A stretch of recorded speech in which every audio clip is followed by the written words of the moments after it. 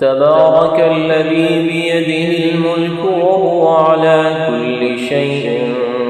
قدير الذي خلق الموت والحياة ليبلوكم أيكم أحسن عملا وهو العزيز الغفور الذي خلق 7 سماوات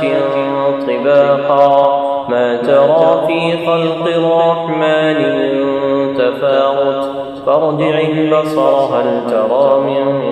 فطور ثم ارجع البصر كرتين ينقلب إليك البصر خاسئا وهو حسير ولقد زينا السماء الدنيا بمصابيح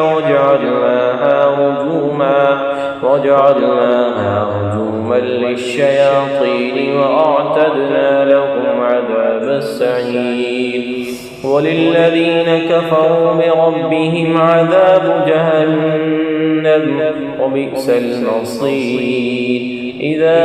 ألقوا فيها سمعوا لها شهيقا وهي تفور تكاد تميز من الغيظ كلما ألقي فيها فوج سألهم خزنتها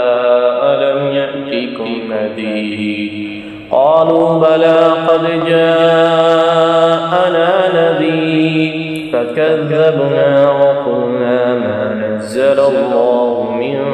شيء إن أنتم إلا في ضلال كبير وقالوا لو كنا نسمع أو نعقل ما كنا في أصحاب السعير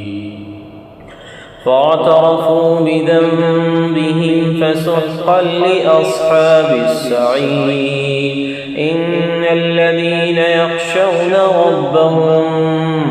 بالغيب لهم مغفرة وأجر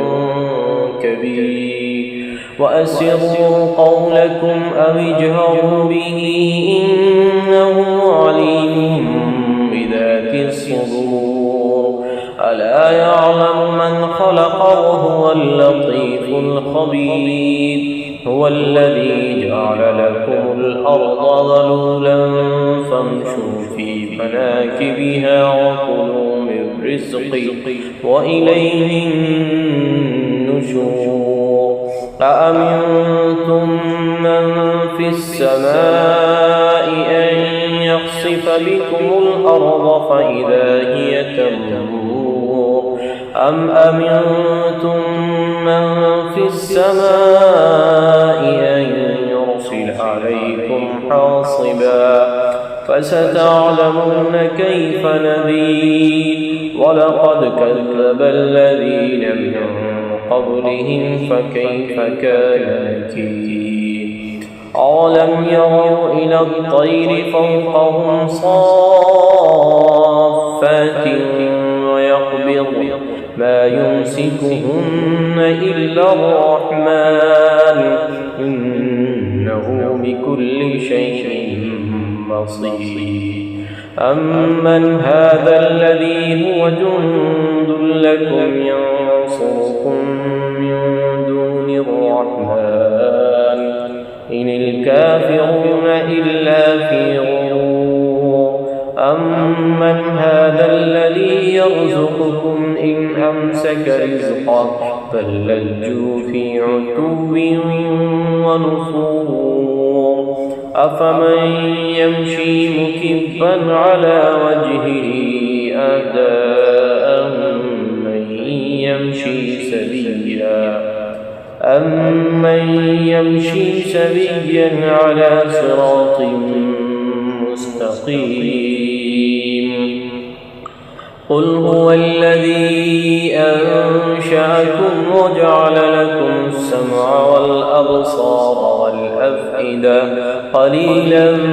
ما تشكرون قل هو الذي ذراكم في الأرض وإليه تحشرون ويقولون متى هذا الوعد إن كنتم صادقين قل إنما العلم عند الله وإنما أنا نذير مبين فلما رأوه زلفة سيئت وجوه الذين كفروا وقيل هذا الذي كنتم به تدعون قل أرأيتم إن أهلكني الله ومن معي أو رحمنا فمن يجير الكافرين من عذاب أليم قل هو الرحمن آمنا به وعليه توكلنا فستعلمون من هو في ضلال مبين قل أرأيتم إن أصبح ماؤكم غورا